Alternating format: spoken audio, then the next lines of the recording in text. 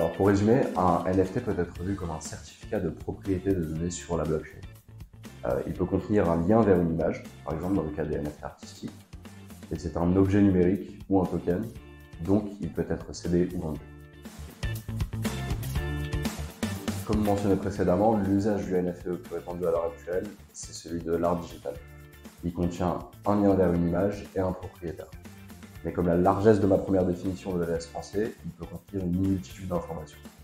Ça peut être un ticket de concert, ou alors, comme en Corée du Sud, une carte d'identité numérique. Le fait de stocker des informations n'est pas en soi révolutionnaire, mais la stocker sur la technologie blockchain, dont on connaît le niveau de sécurité et d'immutabilité, rend les propriétés du NFT très intéressantes. Alors, la possibilité de créer un objet numérique unique et sécurisé ouvre un tout nouveau champ des possibles pour pas mal de secteurs. Dans le jeu vidéo, par exemple, il commence à être utilisé pour remplacer des assets ou des artefacts. Cela est bon pour l'entreprise parce que ça favorise l'économie du jeu, mais aussi pour le consommateur car il détient directement son skin ou son asset.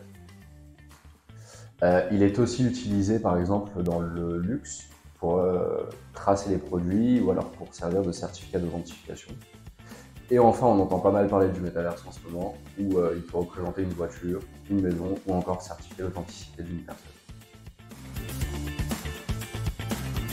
Alors je pense et j'espère voir à l'avenir une adoption peut-être un petit peu plus institutionnelle du NFT, où par exemple il pourrait remplacer notre passeport ou notre carte d'identité. Ça sera en tout cas, selon moi, dans la continuité de la digitalisation de notre quotidien.